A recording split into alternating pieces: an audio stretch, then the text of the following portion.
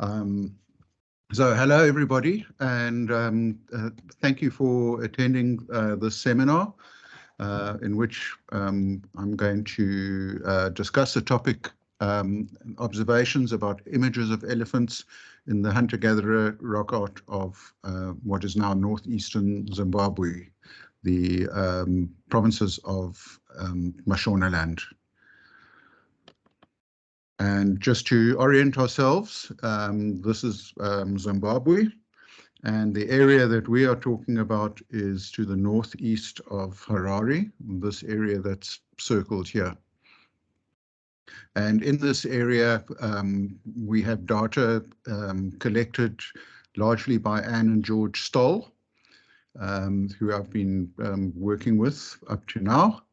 And this is their data recording paintings of elephant at various rock art sites. And I said in the flyer that went out for the seminar that images of elephant are actually more widespread than eland. And here you can see they're particularly numerous. Out of the 44 distinct locations that the Stolls visited, they found recorded elephant images at 30, which works out to 68% of their sample, which makes them second in frequency to kudu. Paintings of female kudu generally in Zimbabwe as a whole are the most numerous motif. So elephant coming in second there. And just before we go on to those images, let's have a look at the species itself.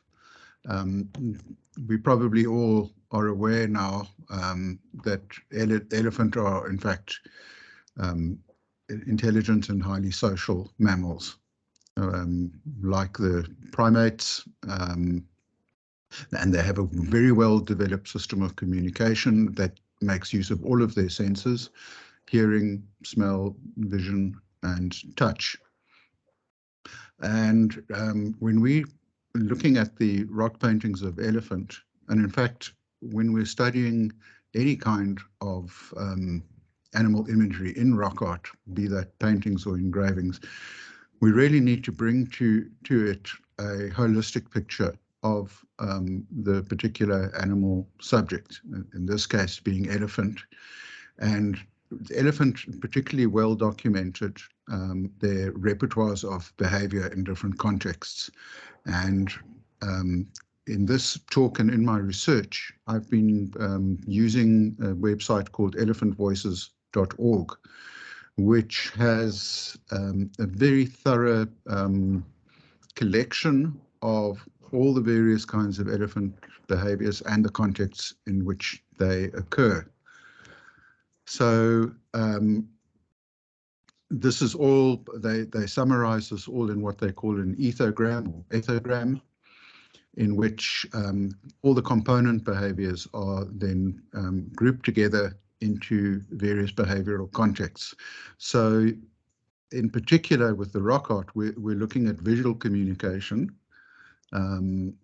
as evidenced by the position of the tail, trunk, and ears. And these, the position of these three body parts and their in conjunction with each other and singly provide us with a view into what the elephant is or elephants are doing, what are they thinking, what are their intentions. So this is a very powerful tool. Right, so we just go through the components that we see in the rock art. The position of the ears tells us a lot. Here we've got an elephant with its ears spread, and depending on what it's doing with its tail and what its trunk, it can have different meanings. Trunk position itself is also very useful insight into mood, behavior, attitude. Here we have the trunk raised, halfway raised, and the ears are spreading, and this is an elephant performing a charge. which may or may not be it may be a mock charge, or it may morph into a deadly serious charge, in which case the position of the ears and various other parts are going to change. If you notice in this picture, you can also see the tail at the right-hand side. It's a little bit faded, but you can see the tail is raised there. So we have three components here: the ears, the position of the trunk, and the position of the tail. Here we can see another behavior, another context: running in panic. It's a small elephant, and it is stiffening its ears, and it has its tail raised. So these different behaviors and their contexts are visible in observation of live elephant, and to an extent also in the paintings. It's something that we need to be sensitive to.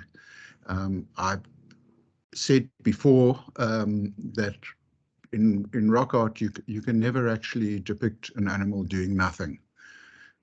It's always got to be doing something, even if it's supposedly just standing. That can also be a significant behavior. So we really need to understand the animals, and we need to in a way expect to see this behavior, and to expect this behavior to have been captured or depicted for a reason, adding meaning to what we're looking at. And this is a very powerful tool.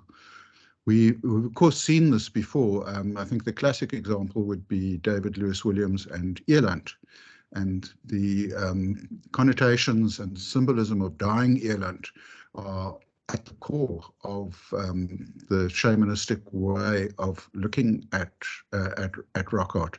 So this idea of identifying behavior and using it for interpretation has a long tradition. Right, so then let's look at the ways that elephant are painted in Mashonaland. And a lot of this would probably apply to other areas as well, other parts of Southern Africa.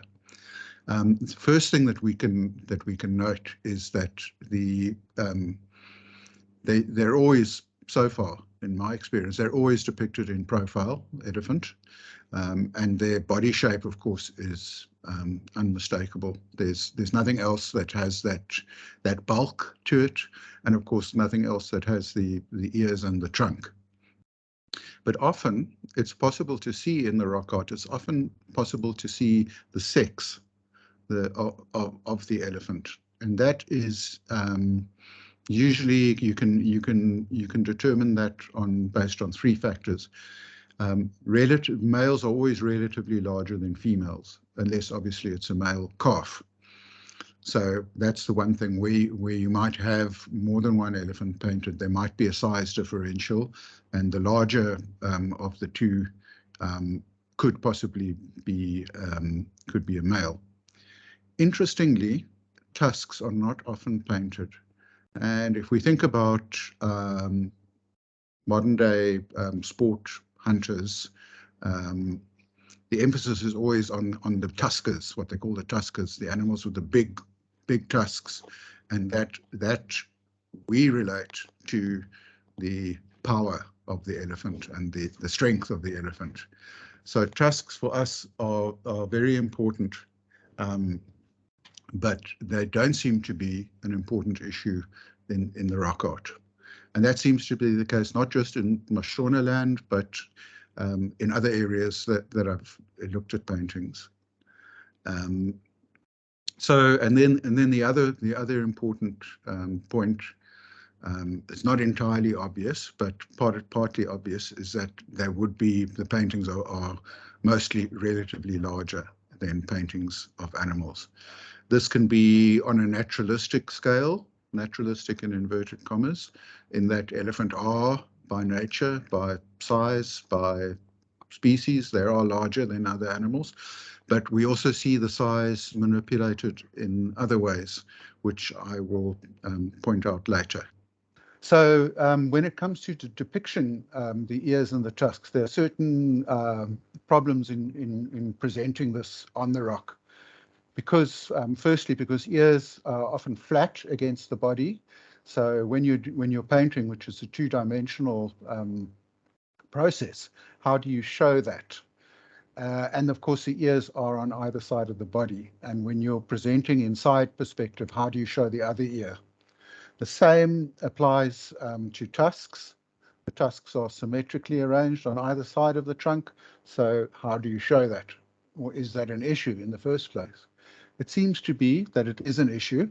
And this is one way that the problem gets solved, is by just doing a silhouette of the ear, and that, I call it the protruding ear tip, and that might show to us that the ear is being spread.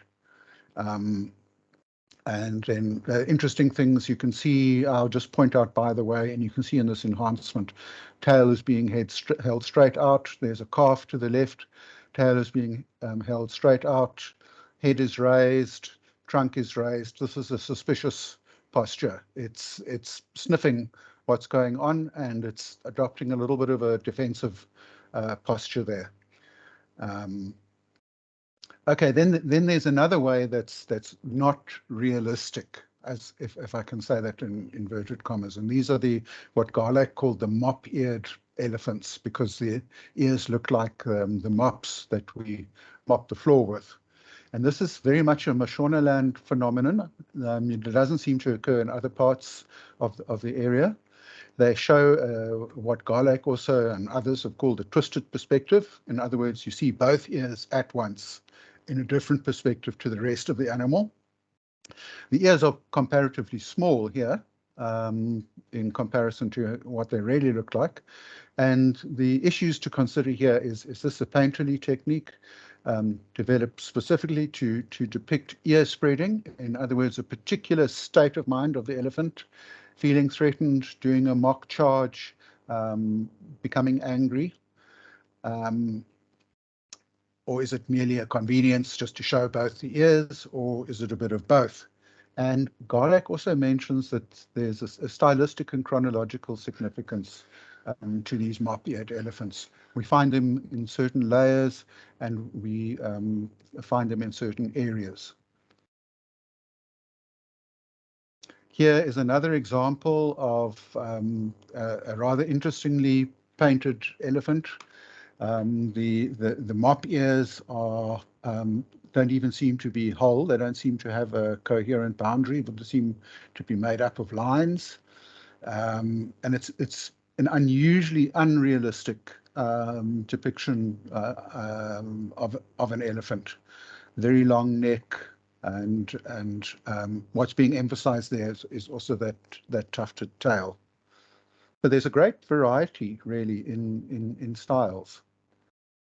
Here, just to show another way of showing the ears is by another form of twisted perspective. They're showing the ear on the top, ear on the bottom. Notice that so far we haven't seen trunks. Now we're going to start seeing trunks. They're not common, as I said. And you can see how they solved the problem. It's also a kind of a twisted perspective, but indicating here quite clearly it's on either side of the trunk. Obviously, I don't think it was necessary for the viewers, the people who are looking at these paintings. They obviously had a very good idea of how elephant looked. Here's another way of showing it, just to put one tusk above the other. So to show there is a pair of tusks, and to ignore the position of the trunk in relation to the tusks. Right, so those are the kind of iconographic obstacles that the painters have overcome. Now we start looking at using the use of size. And this is something that Garlack has pointed out, and he talks about huge images, disproportionate in size to the rest of the paintings. And he thinks that they form a background or a field in which the rest of the paintings are set.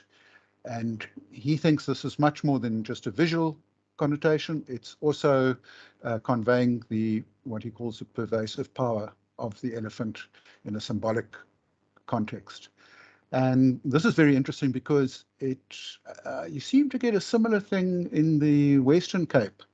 There are a couple of cases of these large yellow elephant, which are sometimes made of, well, they're made of thick yellow clay. It's so thick that you can actually see the layer.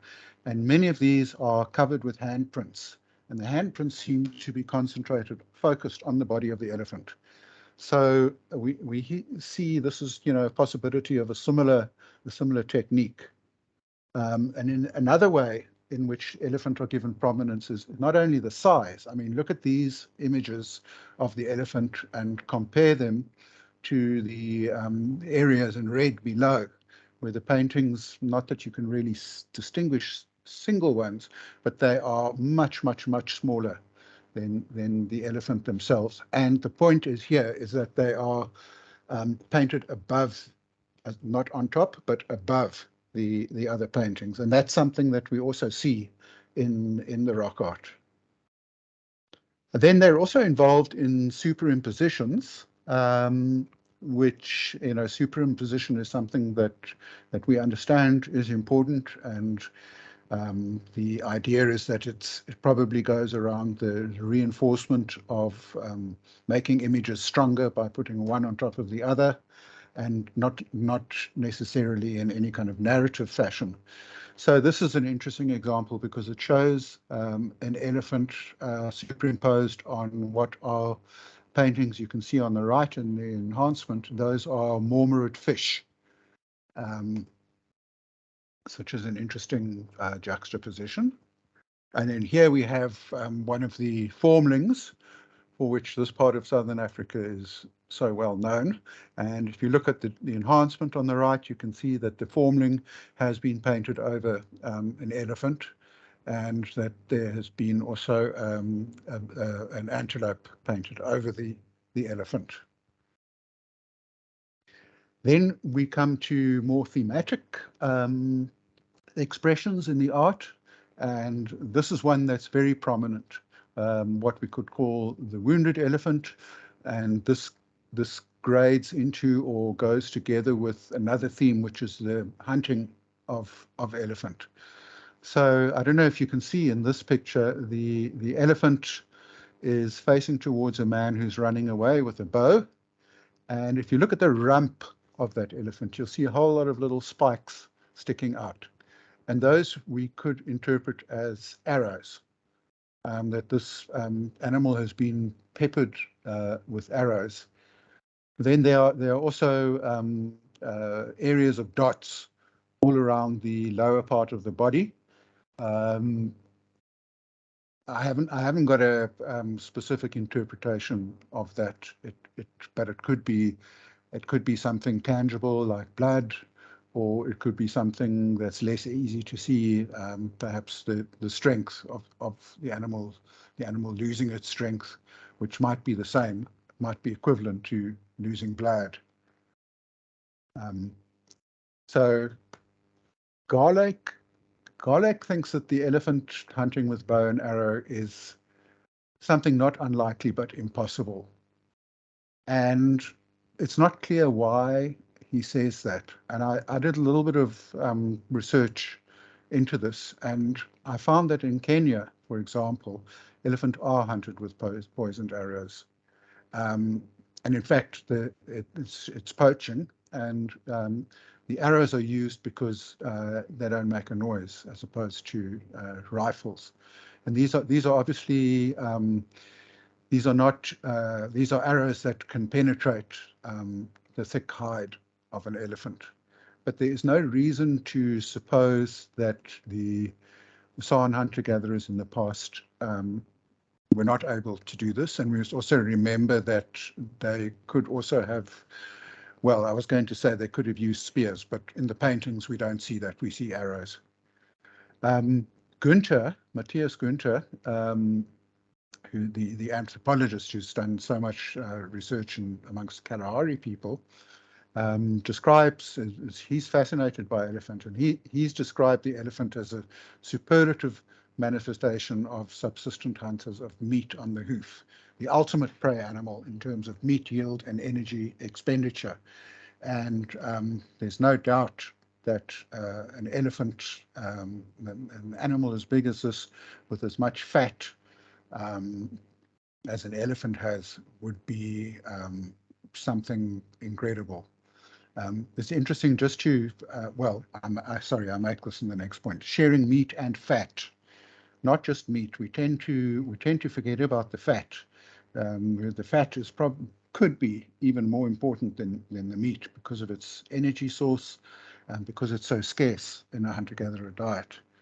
So we know that meat and fat from the recent ethnography, how important that is, and by analogy, we could argue that would be the same in the past. So my conclusion or my point here is there's a solid and pragmatic basis for elephant hunting and its depiction, but it's only one component of understanding, as is the case with all rock art interpretation. So here we start getting into that realm beyond the everyday hunting, and this is the theme that we see: the wounded elephant and dancers. And Peter Garlake has an interesting take on these things. I'm going to show you, the next slide is a close-up, but I just want to say that Garlake sees this trope of the wounded elephant, and especially the dancers, but also hunting, as a trope for trance. It's a metaphor for trance. The elephant is the trancer.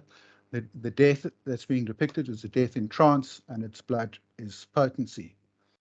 So that's an intriguing explanation, a possible explanation, but there could be other aspects to this. So yes, here's a close-up. Now, if you look at the left, on the left-hand side, and you'll see there's an arc, a red arc, which is the neck of the elephant, and then sticking into the neck of the elephant are these shafts. And these, we argue, Garlake argues, everybody argues that those are arrows. And well, at the bottom here, there is somebody who's got a bow and an arrow is strung here, and there are bows around here. Also, the way that the elephant's behaving, with its shoulders down and its head brought forward, might express that it's in some kind of distress. But what's very interesting about the rest of it is that we have figures that they seem to be partially transformed. They've got strange heads with kind of a curved line coming out of them. They have rounded objects around their shoulders. Very difficult to even find the language to describe what we're looking at. They're wearing cloaks, and some of them you might say are dancing. So this is a very intriguing but also puzzling juxtaposition. Then we've got another aspect where that was an overt context where we saw the elephant was wounded, and we do see that fairly often.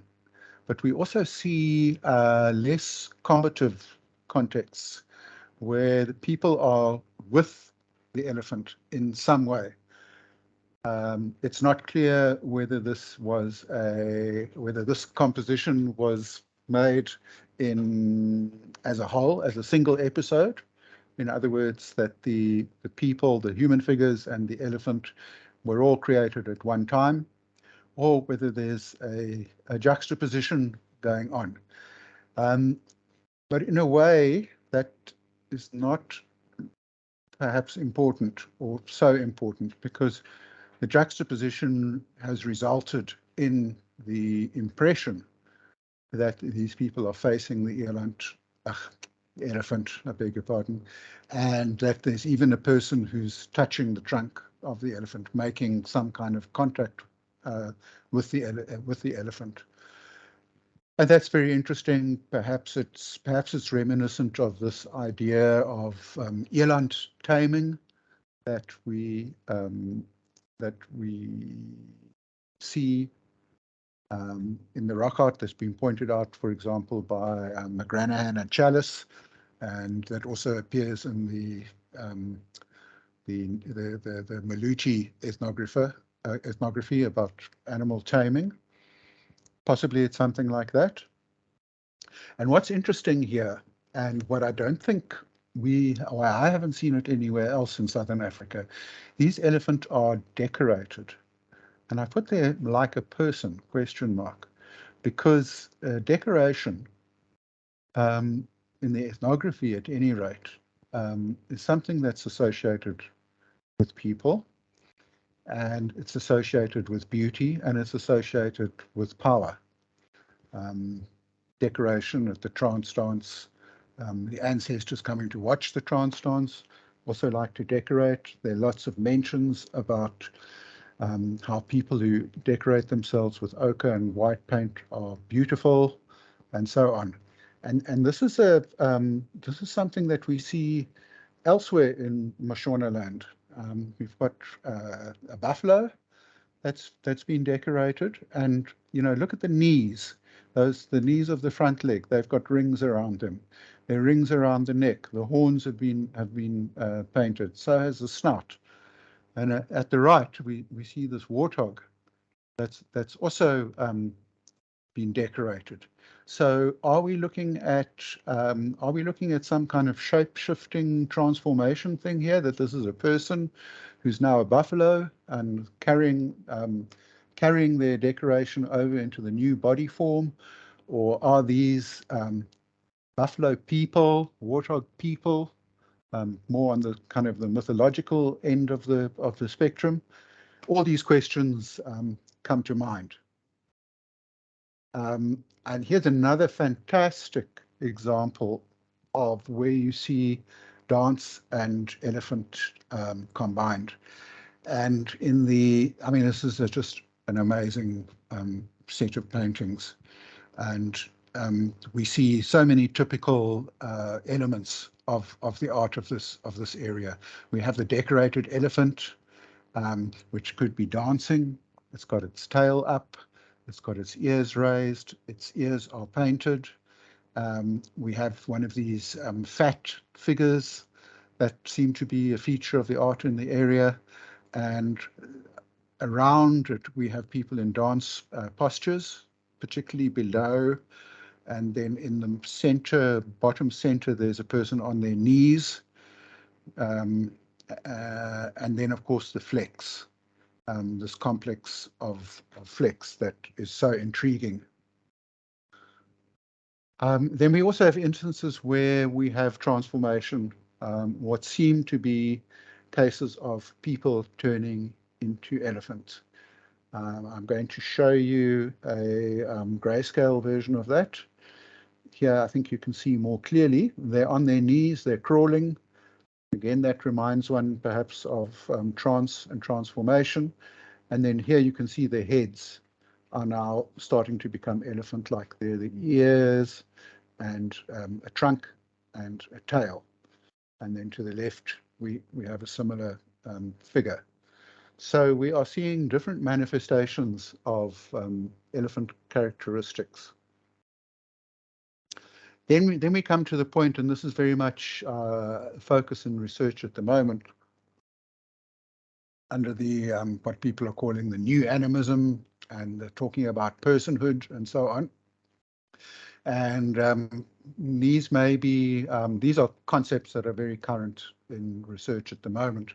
But I have this quote from Silberbauer, who a long time ago was already, he put it very well, that animal behavior is perceived as rational and purposive and directed by motives based on values, either held by the Gui, who are a group of San people in the Kalahari, or by other peoples known to them, or are negations of such values. So the old classic about animals being good to think. And I think this is going to be important. It's witnessed in the hunter-gatherer cosmology. We have the first and the second creations, the primal time, and then the time after, when the world was set in its proper fashion, where animals were people, but now are also meat and fat to be hunted and shared. The work of Decola in South America. He talks about a central moral dilemma and pervasive anxiety, carnivory versus cannibalism. So are we seeing these kind of dynamics in the paintings? Must we project those onto the paintings to try and understand? And the idea of what are we eating? Is it a person or is it meat? And Gunther's opinion is that even the elephant itself, as an animal encountered by hunters in the veldt and deemed a prey animal, is not quite an animal. So by way of trying to sum things up in a fashion, we could say that elephants seem to be manifest in different cosmological contexts. The power and strength and presence of elephants being used as backgrounds in this part of Southern Africa.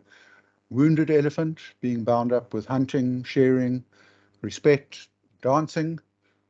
Hunting elephant and the connotations around the practices of fat sharing, meat sharing, and respect for elephant. Dancing with elephant, elephant people, and related to that, people turning into elephants. Another association that I haven't mentioned explicitly, but that one can perhaps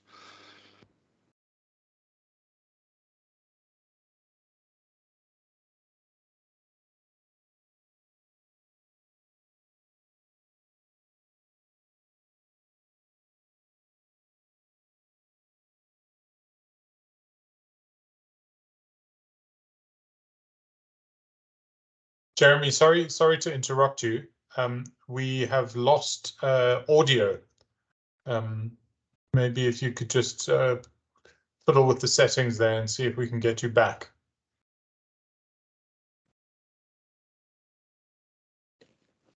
How's that? Have you got me? Yes, we can hear you now. Okay, so how much did you miss? You were just telling us that there was something that you hadn't stated explicitly, but that okay. Yeah. Okay, so yeah, I was just looking at this painting. You notice that it's got a white deposit over it, which is presumably waterborne mineral salts. So this is where, when it rains, this is where the water flows down in the shelter. And this might be a very long-standing wash zone. And if so, it's interesting to speculate whether this was a particular choice made by the painter, is to situate this elephant in the water, seeing as elephant are so associated with water.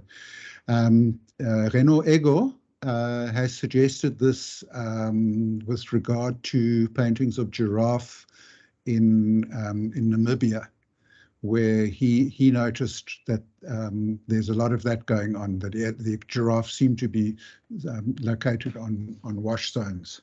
So that's an interesting thing to consider. And of course, it reminds us of the significance of location and paying attention to the rock face itself and features on the rock face. Okay, so I'm going to wrap up by saying that in future, I think there's a lot of scope to continue looking at the elephant imagery in Mashonaland, and not just the elephants on their own, but in the context of the other paintings.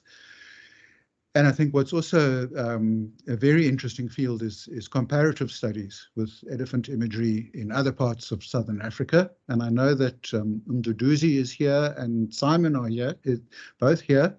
And we've been having a look at elephant paintings in Mpumalanga. And of course, John Parkington, Andrew Patterson, John Parkington have already published quite a few papers on elephant in the Cederberg, where they talk about the idea of elephant being people, and an emphasis there seems to be on the herds the maternal element, because of course elephant herds are they're matriarchal, and so we see quite a few elephant and calves in that rock art, and then we also see some really interesting paintings where people seem to be meeting the elephant. Stadsal Caves, I think, is one prime example of that. So related to that is the exploration of the social and cosmological dimensions of these paintings. And of course, it's not worth anything until it's published and out there for debate and discussion. So publication would be another thing. All right, that's it. I want to say thank you to you all for attending, and David, a special thank you to you for organising and hosting the seminar series. My last slide is just going to be a couple of the references that I used in compiling this talk. So thank you very much, and I hope we can go over to some questions and discussion.